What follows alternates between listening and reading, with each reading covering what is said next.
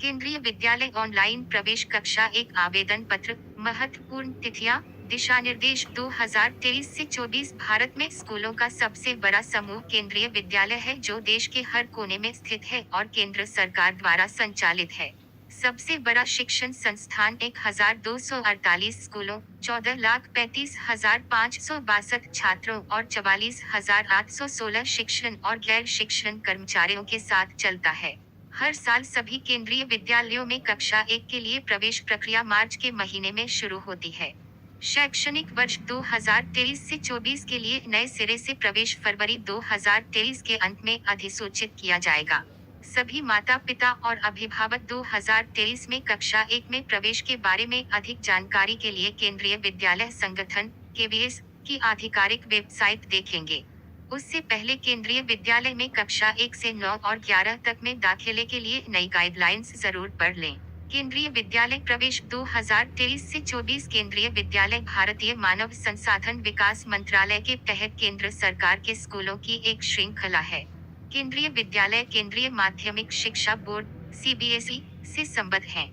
इन स्कूलों के कामकाज की देखरेख भारत सरकार के तहत एक स्वायत्त निकाय केंद्रीय विद्यालय संगठन द्वारा की जाती है। केंद्रीय विद्यालय 1963 से शुरू होते हैं, जिसकी शुरुआत सिर्फ 20 स्कूलों से होती है।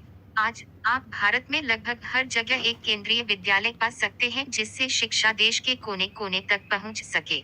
दिसंबर 2021 तक कुल 1248 केंद्रीय विद्यालय स्कूल हैं। भारत में 1245 और विदेशों में 3। 2021 में भारत के केंद्रीय विद्यालय में लगभग 1.5 लाख छात्र नामांकित हैं। प्रवेश प्रक्रिया। यदि आप देश भर के किसी भी केंद्रीय विद्यालय में अपने बच्चे का प्रवेश लेने का प्रयास कर रहे हैं तो आपको एक बहुत ही सरल प्रक्रिया का पालन करना होगा। यदि आपको स्कूल में रिक्ति के लिए कोई विज्ञापन मिलता है तो आप अपने बच्चे को हमारे साथ आसानी से पंजीकृत कर सकते हैं। आप स्कूल के प्राचार्य के पास पंजीकरण के लिए प्रपत्र प्राप्त कर सकते हैं। ये पंजीकरण फॉर्म निःशुल्क है। हालांकि यदि आप अपने बच्चे को पहली कक्षा में नामांकित करना चाहते हैं, तो आपको उन्हें ऑनलाइन प्रवेश पोर्टल के माध्यम से पंजीकृत करना होगा। इसके अतिरिक्त 11वीं कक्षा के लिए बोर्ड के परिणाम घोषित होने के बाद प्रवेश प्रक्रिया शुरू होती है। आपका प्रवेश आपके 10वीं बोर्ड परीक्षा परिणाम पर निर्भर करता है। 9वीं कक्षा में प्रवेश के लिए आवेदकों को एक प्रवेश परीक्षा लिखनी होगी।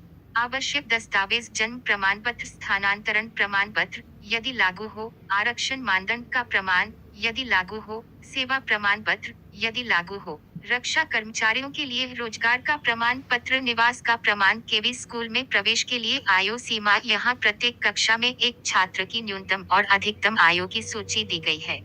यह सत्र 2023 से 24 के लिए 31 मार्च 2023 तक आवेदन करने की आयु सीमा है। कक्षा 1 6 से 8 वर्ष, कक्षा 2 7 से 9 वर्ष, कक्षा 3 8 से 10 वर्ष पुराना, कक्षा 4 9 से 11 वर्ष, कक्षा 5 10 से 12 साल पुराना, कक्षा 6 11 से 13 साल की उम्र, कक्षा 7 12 से 14 वर्ष, कक्षा 8 13 से 15 वर्ष, कक्षा 9 14 से 16 वर्ष पुराना, कक्षा 10 15 से 18 वर्ष। आरक्षण: पहली कक्षा के छात्रों के लिए आरक्षण सीटों का विवरण है। शिक्षा के अधिकार के लिए 25% आरटी, सुप्रीम कोर्ट के लिए 15%, एसटी के लिए 7.5%, OBC non creamy layer OBC NCL के लिए 27%। इसलिए 40 छात्रों की एक कक्षा के लिए सीटें होंगी। आरटी 25%, 10 सीटें, सुप्रीम कोर्ट 15%, 0.6 सीटें, एसटी 7.5%, 0.3 सीटें, ओबीसी 27%, 11 सीटें। इसके अतिरिक्त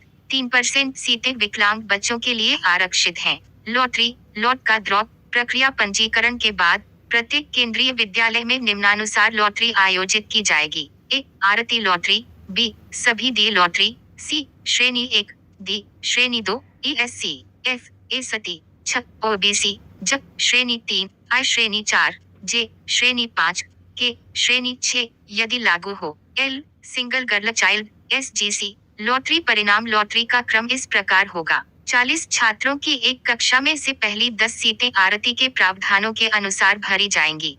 इस प्रकार अनुसूचित जाति, अनुसूचित जनजाति, EWS, BPL, OBC, non creamy layer, विकलांगों के सभी आवेदनों पर विचार किया जाता है।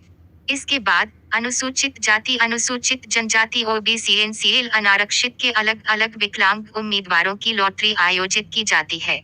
शेष सीटें कैट-1 और कैट-2 की मौजूदा प्राथमिकता श्रेणी के अनुसार भरी जाती हैं।